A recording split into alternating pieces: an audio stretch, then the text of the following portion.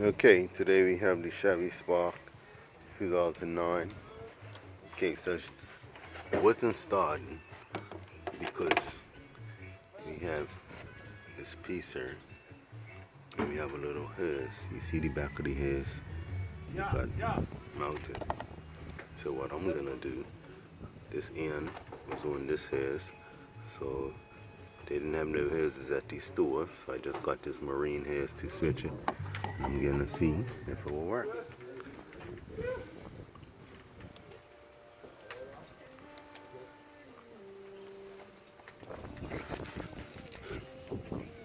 I gotta place this in on that one, so let's see how I make out. This was the problem why the engine wasn't starting. This little hose was letting air in. So I'm gonna put the connector onto the hose